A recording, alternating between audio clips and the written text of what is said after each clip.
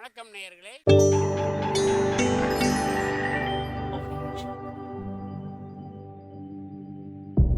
மகிழ்ச்சிக்கோர் தென்கட்சி என்ற அலைவரிசையில்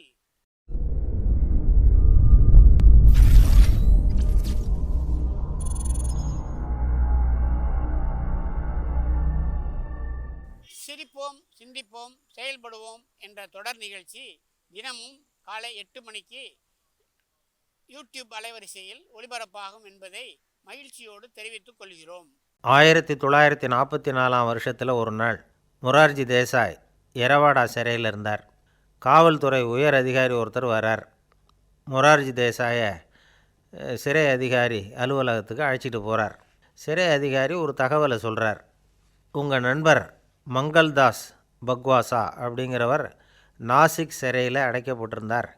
அவருக்கு உடல் நலம் ரொம்ப பாதிக்கப்பட்டதுனால அவரை சிறையிலேருந்து பம்பாயில் உள்ள ஹரிகிருஷ்ணன் தாஸ் மருத்துவமனைக்கு கொண்டுகிட்டு போயிருக்கிறாங்க.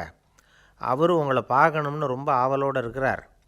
அதனால் நீங்கள் பரோலில் போய் பார்த்துட்டு வாங்களேன் அப்படின்னார். அதாவது நிபந்தனையோடு போய் பார்த்துட்டு வரலாம்னார்.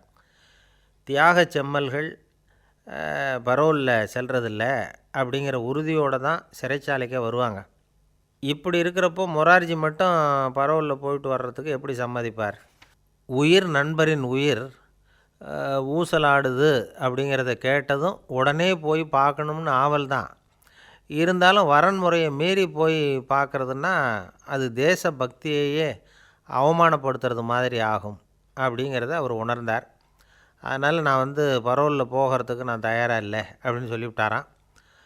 நண்பருடைய கடைசி ஆசையை நிறைவேற்றுறது உங்கள் கடமை இல்லையா அப்படின்னு கேட்டிருக்கார் சிறை அதிகாரி. கடமை தான்.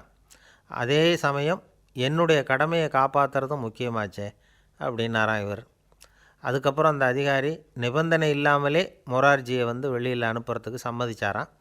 அப்படி இருந்தும் மற்ற நண்பர்களை கலந்துக்கிட்டு தான் மொரார்ஜி வெளியில் புறப்பட்டாராம். பம்பாய்க்கு போனார். படுக்கையில் நண்பரை சந்தித்தார். அவர் ரொம்ப மோசமான நிலைமையில் இருந்தார். உடல்நிலை கவலைக்கிடம்னு தான் டாக்டர்களும் சொன்னாங்க. மங்கள்தாஸ், இனி எனக்கு வாழ்க்கையில் என்ன இருக்குது, நான் இறந்து விடுறதே மேலுன்னாராம். மொரார்ஜிக்கு ரொம்ப வருத்தமாக போச்சு. மங்கள்தாஸ் இல்லத்தில் இருந்த சமயத்தில் தான் மொரார்ஜியை கைது பண்ணாங்களாம். அந்த அதிர்ச்சி தான் மங்கள்தாஸை ரொம்ப பாதிச்சிருக்கு அப்படிங்கிறத இவர் புரிஞ்சுக்கிட்டார். இதை பாருங்கள், விடுதலை போராட்டத்தில் ஈடுபடுறவங்களை கைது பண்ணுறதும் சிறையில் அடைக்கிறதும் சகஜம்தானே. அன்றைக்கி உங்கள் வீட்டில் இருந்தப்போ நான் கைது செய்யப்படலைன்னாலும் இன்னொரு இடத்துல நான் கைது செய்யப்பட்டு தான் இருப்பேன். அதனால் அதை பற்றி நீங்கள் ஏன் வேதனைப்படணும்? நீங்கள் தைரியமாக உறுதியாக இருக்கணும் அப்படின்னார் மொரார்ஜி தேசாய். அது மட்டும் இல்லை, அது வரைக்கும் மருந்தே சாப்பிடாமல் இருந்த மங்கள்தாஸை மருந்து சாப்பிட வச்சாராம். 2 நாள் அவர் பக்கத்திலே இருந்தார். அதுக்கப்புறம் பெரிய டாக்டரை பார்த்து மங்கள்தாஸ் உடல் நலம் சம்பந்தமாக விசாரித்தார். இப்போ பரவாயில்ல, தேறி இருக்கிறார்.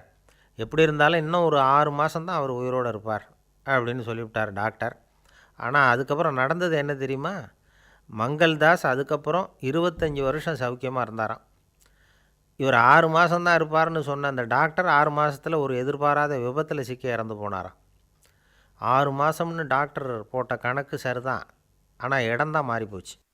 ஐயா தென்கட்சி கோ சுவாமிநாதன் அவர்களின் மகிழ்ச்சிக்கோர் தென்கட்சி தொடர் நிகழ்ச்சியினை கேட்டு பயன்பெறுங்கள்.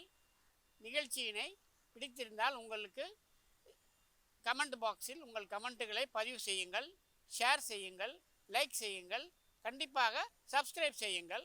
நன்றி, வணக்கம்.